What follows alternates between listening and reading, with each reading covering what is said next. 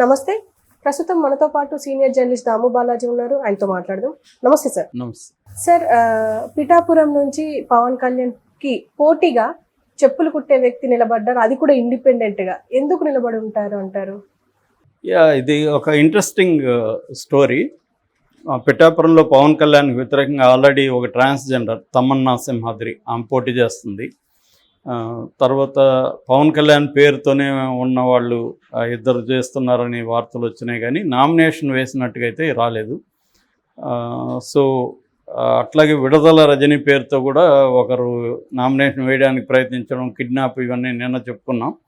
So ఈరోజు ఒక వింత స్టోరీ బయటకు వచ్చింది. అదేంటంటే పిఠాపురంలో పవన్ కళ్యాణ్కి పోటీగా ఒక చెప్పులు కుట్టుకునే వ్యక్తి, చర్మకారుడు అంటారు కదా, ఆయన ఏడిద భాస్కర్రావు ఆయన పేరు.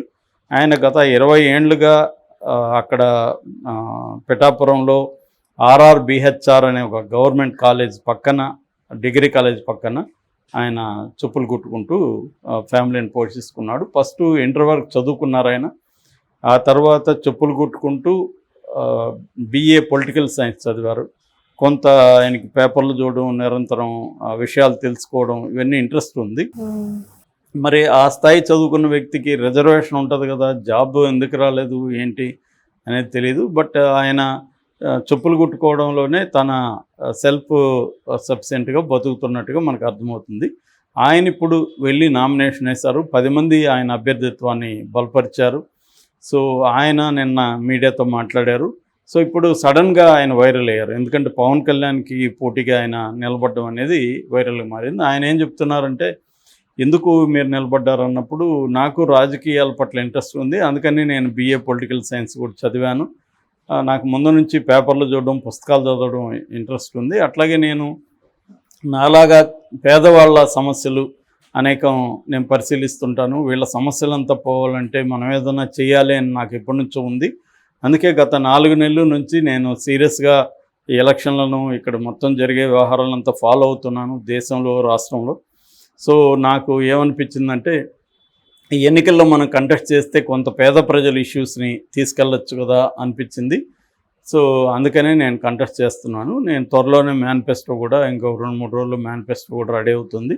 దాన్ని కూడా నేను ప్రకటిస్తాను. ఇప్పుడు పవన్ కళ్యాణ్ స్థానిక సమస్యలు ఏవైతే ప్రస్తావిస్తున్నాడో ఇవన్నీ నేను 4 నెలలకు ముందుగానే ఐడెంటిఫై చేసి రాసుకున్నాను, ఏ సమస్యలు అవన్నీ త్వరలోనే మీకు చెప్తాను అనేది ఆయన చెప్పాడు.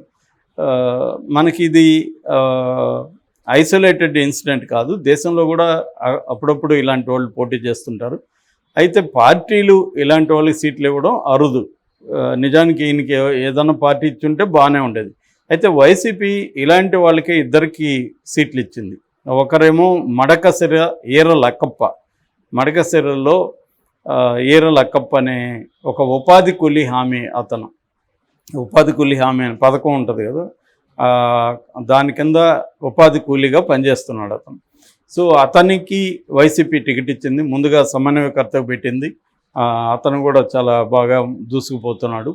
సో ఈర లక్కప్ప అతనికి ఇచ్చింది. అట్లాగే సింగనమల టిప్పర్ డ్రైవర్ అతను, వీరాంజనేయులు, అతనికి ఇచ్చింది. ఇప్పుడు వీరాంజనేయులు స్టేట్ వైడ్గా పాపులర్ అయిపోయాడు. దానికి కారణం ఏంటంటే, మన చంద్రబాబు అక్కడికి వెళ్ళినప్పుడు ఒక టిప్పర్ డ్రైవర్కి, అన్ఎడ్యుకేటెడ్ ఫెలోకి ఇచ్చారు, వాడు వేలుముద్రగాడు, ఇలాంటి వాళ్ళకి ఇస్తున్నారని ఎద్దేవగా ఆయన సెటైరికల్గా మాట్లాడాడు. అది బాగా వైరల్ అయిపోయింది. దాంతో జగన్ అక్కడ సమాధానం ఇచ్చాడు. అక్కడికి వెళ్ళినప్పుడు, మీకంటే ఎక్కువ చదువుకున్నాడు అతను, MA BCom చేశాడు, BEd చేశాడు. సో అతనికి మీరు ఎడ్యుకేషన్ లేదని మీరు ఎలా అంటారు అనేది, అట్లాగే పేదవాళ్ళకి ఇస్తే తప్పేంటి అని మళ్ళీ ఆయన పెత్తందారులు, పేదవాళ్ళ థీరీ ఉంది కదా, కమ్యూనిస్ట్ థీరీ జగన్ది, దానికి సూట్ అయింది. ఈ చంద్రబాబు ఆయనకు ఒక ఆయుధం ఇచ్చినట్టుగా అయింది అక్కడ. అందువల్ల ఇప్పుడు బండారు శ్రావణికి కొంత టఫ్ అయింది. ఎందుకంటే అదర్వైజ్ ఆమెకు బాగుండేది, చంద్రబాబు వచ్చి ఇప్పుడు ఇతన్ని లేపేసిపోయినట్టుగా అయిపోయింది అనమాట. సో అందుకని ఇప్పుడు పేదలంతా కూడా అక్కడ టిప్పర్ డ్రైవరు ఇలా అవమానిస్తారని, యాక్చువల్గా డ్రైవర్ల అసోసియేషన్ కూడా చంద్రబాబు స్టేట్మెంట్ని ఖండించింది. చంద్రబాబు కనీసం దాన్ని సమర్థించుకుంటూనో లేకపోతే వివరణ ఇస్తున్నో చెప్పుండాలి, కానీ చెప్పలేదు. నిజానికి అట్లాంటి పేదల పట్ల మాట్లాడేటప్పుడు జాగ్రత్తగా ఉండాలి. కానీ చంద్రబాబు ఏంటంటే నిజానికి అన్ఎడ్యుకేటెడ్కి రాజకీయాల్లో స్థానం లేదని ఎక్కడన్నా ఉందా రాజ్యాంగంలో? చదువుకోలేని వాళ్ళు కూడా ముఖ్యమంత్రులైన సందర్భాలు కూడా ఉన్నాయి. చదువుకోవడం అవసరమే, కానీ చదువుకోని వాళ్ళు రాజకీయాల్లోకి రాకూడదని వాళ్ళని తక్కువగా మాట్లాడడం కూడా కరెక్ట్ కాదు. కాబట్టి ఆ రకం పైగా ఇతను ఎంఏ చదువుకున్నాడనే విషయం కూడా తెలుసుకోకుండా ఒక మనకి వ్యతిరేకంగా పోటీ చేస్తున్నాం, అతను బ్యాక్గ్రౌండ్ ఏంటని తెలుసుకొని కదా ఇతను వ్యాఖ్యానించాలి. అది కూడా ఆయన వ్యాఖ్యానించలేదు, అది కూడా తెలుసుకోలేదు. అది జగన్కి బాగా పనికొచ్చింది. జగన్ దాన్ని బాగా హైలైట్ చేశాడు. దాంతో అది బాగా హైలైట్ అయింది. సోషల్ మీడియాలో కూడా బాగా హైలైట్ అయింది, వాళ్ళంతా ఖండించడం. సో మనకు తెలిసి ఇలాగా ఉన్నారు. అయితే కొన్ని పార్టీలు, జై భీమ్ పార్టీ అట్లాంటి, తర్వాత మన జై భారత్ పార్టీ, ఇలాంటి చిన్న చిన్న పార్టీలు ఉన్నారు. జై భారతి పార్టీ ఇలాంటి వాళ్ళు ఈ చిన్న చిన్న పార్టీలు అంతా కలిపి కూడా ఒక అసోసియేషన్లో కూడా ఫామ్ అయ్యారు మన జేడి లక్ష్మీనారాయణ గారి ఆధ్వర్యంలో. సో వాళ్ళు చాలామంది సామాన్యులకే ఇస్తున్నారు, ఎందుకంటే వాళ్ళు డబ్బున్న వాళ్ళు ఆ పార్టీలో ఎలాగో చేరరు కాబట్టి అటువంటి వాళ్ళే ఇస్తున్నారు. మనకి ఇక్కడ బర్రెలక్క ఇన్సిడెంట్ చూసాం మనం. బర్రెలక్క ఆమె కూడా ఒక సామాన్య దళిత మహిళ, నిరుద్యోగ సామాన్య మహిళ, బర్రెల్ని కాసుకునే మహిళ. సో ఆమె ఎలక్షన్లో నిలబడినప్పుడు ఎంత సంచలనమైందో చూసాం. ఆ రకంగా రేపు ఏడుద భాస్కర్ రావు కూడా అయ్యే అవకాశం ఉంది. ఎందుకంటే ఒక చెప్పులు కుట్టే కమ్యూనిటీ అంటే జనరల్గా అది మాదిగా సామాజిక వర్గం నుంచే ఉంటారు. సో ఆ సామాజిక వర్గంలో నుంచి రాజకీయాల్లోకి రావడం అనేది ఎప్పటి నుంచో జరుగుతుంది. మందకృష్ణ మాదిగా నిజానికి ఒక సామాజిక విప్లవానికి తెరలేపాడని చెప్పచ్చు. అంటే అప్పటి వరకు మాదిగా మాల అని చెప్పుకోవడానికే జంకుగాను సిగ్గుగాను ఫీల్ అయ్యే పరిస్థితి ఉంది. ఎందుకంటే ఎక్కడన్నా ఇల్లు అడగాలంటే ముందు మీరేమంటారని అడుగుతారు. మాదిగా మేము మాదిగా అని చెప్పుకోలేని పరిస్థితి, ఎందుకంటే ఇల్లు ఇవ్వరు మాదిగా అనగానే. సో ఇలాంటి కండిషన్లో నేను మాదిగా అని ధైర్యంగా ప్రకటించుకొని మందకృష్ణ మాదిగా అని అతను ప్రకటించుకోవడం, మాదిగా దండోరా అనే ఉద్యమాన్ని తీసుకురావడం అనేది 90స్లో జరిగింది. అది ఒక పెద్ద సామాజిక విప్లవానికి దారితీసింది. అంటే ఒక ఆత్మగౌరవ పోరాటానికి, అంటే మా కులం ఇది, మేము ప్రైడ్గా చెప్పుకుంటాం, మేమెందుకు సిగ్గుపడాలి మా కులాన్ని చెప్పుకోవడానికి. ఒక కమ్మారెడ్డి, రాజు, ఇలాగ శర్మ ఇలాగ పెట్టుకున్నప్పుడు మేమెందుకు మాదిగానే పెట్టుకోవడు అన్న ట్రెండ్కి ఆయన తెరలేపారు. దాంతో మిగతా కులాల వాళ్ళు కూడా పక్కన మాలను పెట్టుకోవడం, ఇట్లా ఇంకా అన్నీ వచ్చేసాయి అనమాట. బీసీలు అందరూ కూడా కులాల పేర్లు ధైర్యంగా పెట్టుకోవడం, ఇది బాగా వచ్చింది.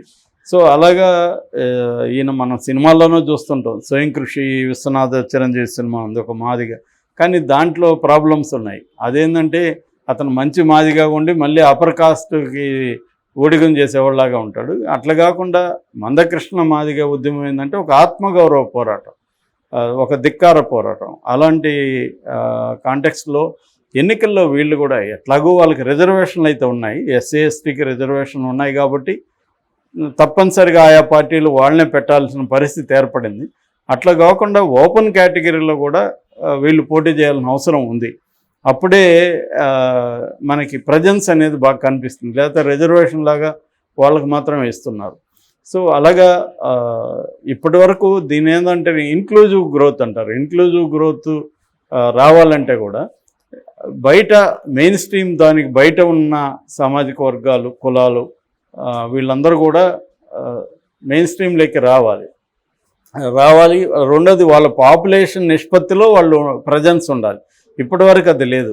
మనం ఇప్పుడు ఆంధ్రప్రదేశ్ చూస్తే పాపులేషన్ నిష్పత్తి ప్రకారం ఆయా కులాల ఇది కనిపించట్లేదు. జగన్ కొంతవరకు నేను ట్రై చేస్తానని చెప్పుకుంటున్నాడు, కానీ అతను కూడా సమగ్రంగా చేయలేకపోయినా అతను కూడా చెప్పుకుంటున్నాడు. ఉన్నంతలో నేను ట్రై చేస్తానని చెప్తున్నాడు. అలాగా ట్రై చేస్తూ ఉన్న కొద్దీ వస్తారు. సో అట్లాగా ఏడుద భాస్కర్ రావుని మనం అభినందించాల్సిన అవసరం ఖచ్చితంగా ఉంది. Okay sir, thank you.